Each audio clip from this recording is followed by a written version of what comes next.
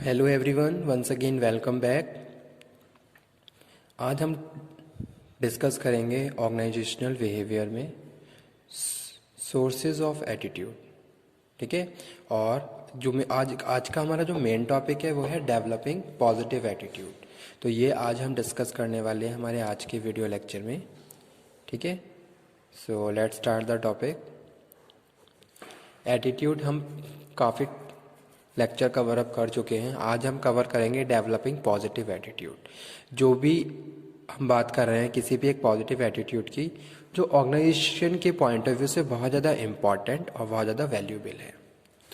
ठीक है। अब यहाँ पे हम बात कर रहे हैं किसकी, डेवलपिंग पॉजिटिव एटीट्यूड, कि भाई हम पॉजिटिव एटीट्यूड किस तरीके से डेवलप कर सकते हैं, ये यहाँ पे हम बात कर रहे हैं। तो जैसा कि मैंने आपको बताया था कि भाई जब भी हम एटीट्यूड फॉर्मेशन की बात करें या फिर सोर्सेज ऑफ एटीट्यूड की बात करें तो बहुत सारे फैक्टर्स होते हैं जो हमारे एटीट्यूड को इन्फ्लुएंस करते हैं। तो जैसे सपोज सोर्सेज ऑफ एटीट्यूड की बात कर रहे हैं तो यहाँ पे हम बात कर रहे हैं कि पहला क्या है, डायरेक्ट पर्सनल एक्सपीरियंस। भी जी जो भी आपका बिहेवियर है उसके पीछे एक रीज़न क्या है कि भी आपका जो डायरेक्ट पर्सनल एक्सपीरियंस है उसके बेसिस पे आपका एटीट्यूड फॉर्म हो रहा है। एग्जाम्पल कोट करता हूँ, आप किसी भी एक रेस्टोरेंट में गए, वहाँ की सर्विसेज आपने ली, या फिर आप किसी भी एक शॉपिंग मॉल पे गए, वहाँ की सर्विसेज आपने ली, उसके बाद आपने उसके लिए एक स्टेटमेंट जारी किया या फिर एक आउटकम दिया, तो वो जो आउटकम आपका है यानी कि जो भी आपका बिहेवियर निकल के आ रहा है, यानी कि किसी भी एक पर्टिकुलर सिचुएशन में आप जो भी रिएक्ट कर रहे हो तो किसके बेसिस पे, अपने पर्सनल एक्सपीरियंस के बेसिस पे। यानी कि पहले तो आपने क्या करा, उस सिचुएशन को फेस किया और फिर उसके हिसाब से एक बिहेवियर दिया। तो वो यहाँ पे हम बात कर रहे हैं डायरेक्ट पर्सनल एक्सपीरियंस। ठीक है। तो ये क्या है, सोर्सेज ऑफ एटीट्यूड। ऐसे ही हम बात कर रहे हैं क्या, एसोसिएशन। तो एसोसिएशन में हम क्या बात करते हैं कि भाई हम हमारा जो भी जिन जिन चीज़ों से मतलब कि जिन जिन फैक्टर्स पे हम क्या हैं, जिन जिन चीज़ों से कनेक्टेड हैं उनका भी हमारे ऊपर इफेक्ट पड़ता है। जैसे सपोज कोई भी एक स्टूडेंट है, वो किसी एक ग्रुप का पार्ट है तो उस ग्रुप का उसके ऊपर इफेक्ट पड़ेगा। ठीक है। इंस्टीट्यूशनल फैक्टर की बात कर रहा हूँ, फैमिली फैक्टर्स की बात कर रहा हूँ, पीयर ग्रुप्स की बात कर रहा हूँ, सोसाइटी की बात कर रहा हूँ, मॉडल्स की बात कर रहा हूँ। तो ये सारी चीज़ें क्या हैं, कहीं ना कहीं हमारे एटीट्यूड को क्या है, ये सब इन्फ्लुएंस करते हैं, जो कि क्या है, सोर्सेज हैं एटीट्यूड के। अगर हमें किसी एक इंडिविजुअल के एटीट्यूड की बात करें तो वो एटीट्यूड इन सब फैक्टर की वजह से होता है। अगर वो एक पर्टिकुलर सिचुएशन में रिएक्ट कर रहा है तो उसके पीछे क्या है, बहुत बड़ा रीज़न उसकी फैमिली का भी हो सकता है। यानी कि उसने अपनी फैमिली से जो भी वैल्यू बिलीव्स लिए हैं वही चीज़ वो अपने एटीट्यूड में शो कर रहा है दूसरों को। ठीक है। तो वो यहाँ पे हम बात कर रहे हैं। अब यहाँ पे हम बात कर रहे हैं डेवलपिंग पॉजिटिव एटीट्यूड।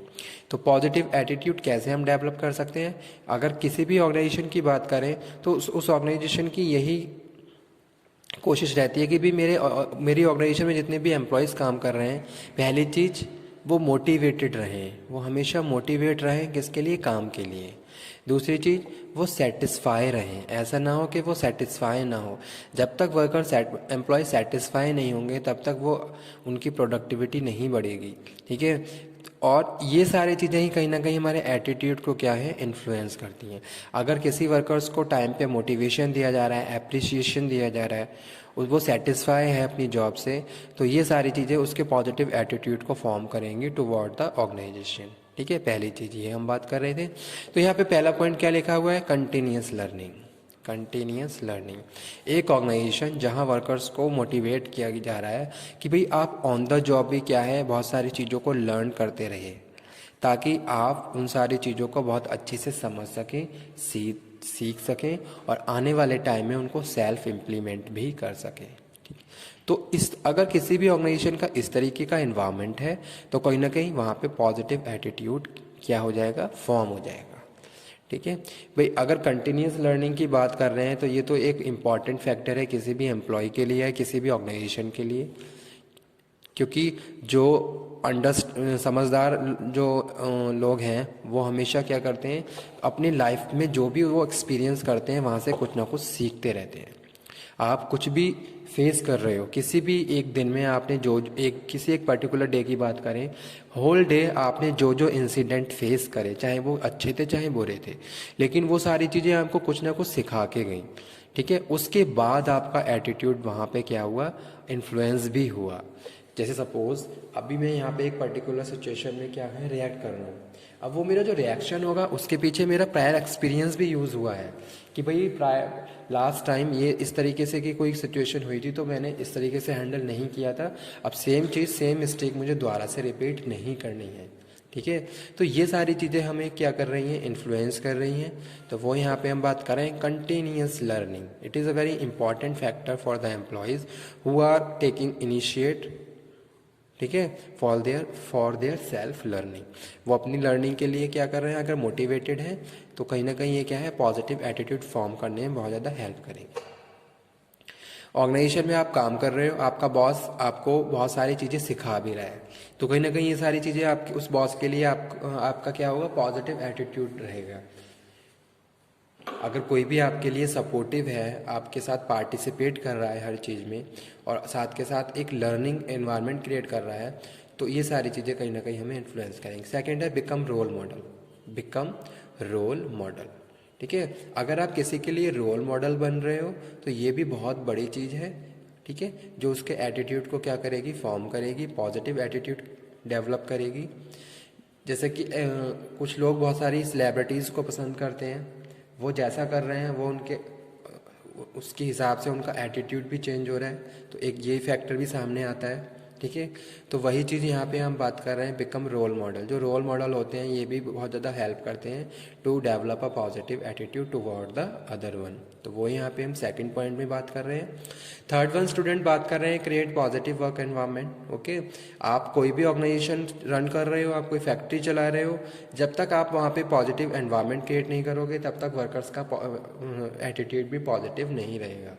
आप वर्कर्स को प्रॉपरली टाइम पे उनको सैलरीज प्रोवाइड करवाइए, टाइम पे उनको मोटिवेशन दीजिए। ठीक है, प्रॉपर रूल्स एंड रेगुलेशन उनके लिए होने चाहिए, प्रॉपर प्रोटेक्टिव इक्विपमेंट भी अगर हम किसी फैक्ट्री की बात कर रहे हैं तो वहाँ पे होनी चाहिए। यानी कि एक तरीके से पॉजिटिव वर्क एनवायरनमेंट होना चाहिए। You have to show you are conscious about the workers.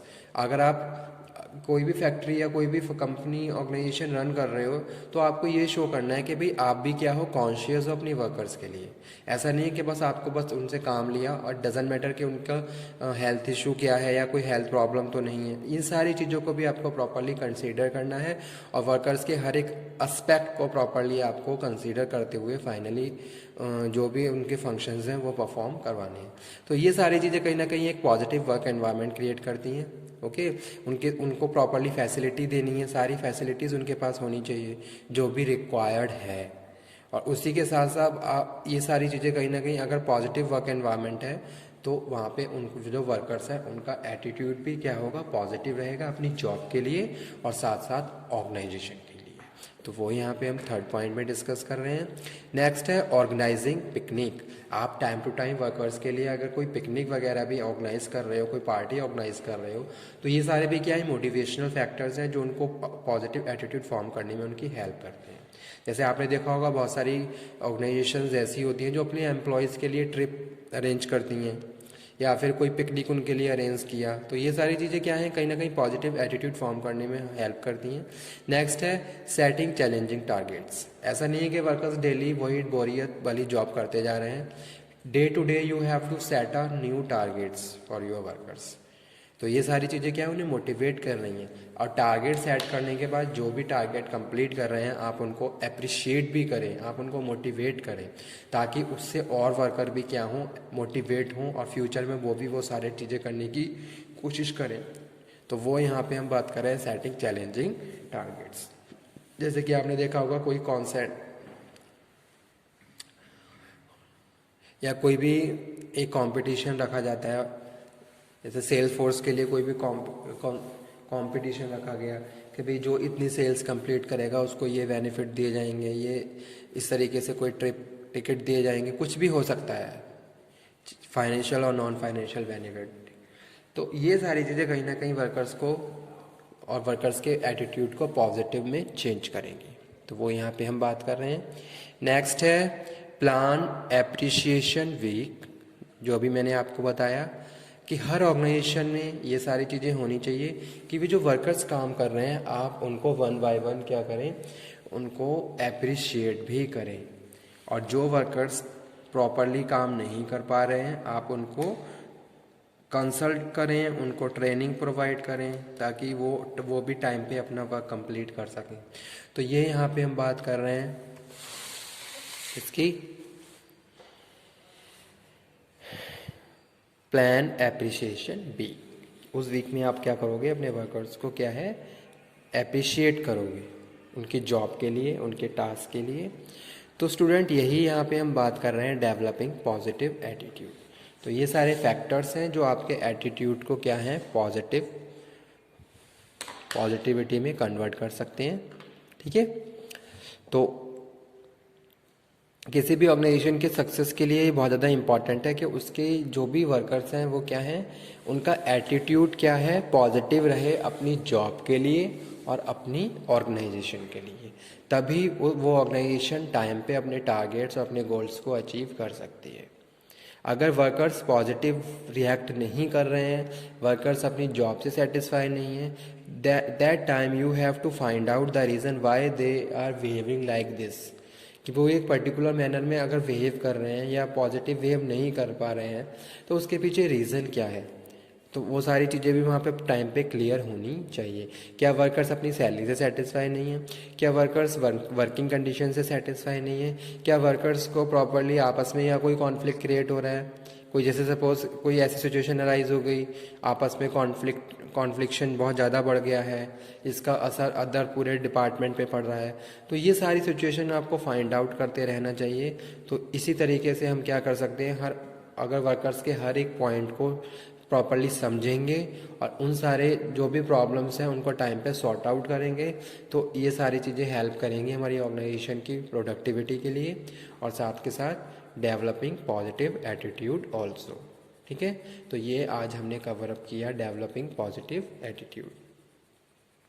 जैसे कि हमने बात की थी मॉडल्स, स्टार्टिंग में हमने मॉडल कवर अप किए थे, तो वहाँ पे भी हमने बात करी थी कि हमने 4 मॉडल पढ़े थे जिसमें हमने पार्टिसिपेटिव, कलीजियल मॉडल, ठीक है, तो वो वहाँ पे भी हम देख रहे थे कि भाई कैसे लीडर या जो भी मैनेजर है कितनी पार्टिसिपेशन कर रहा है, किस तरीके से वर्कर्स के वैल्यूज़ को कंसीडर किया जा रहा है।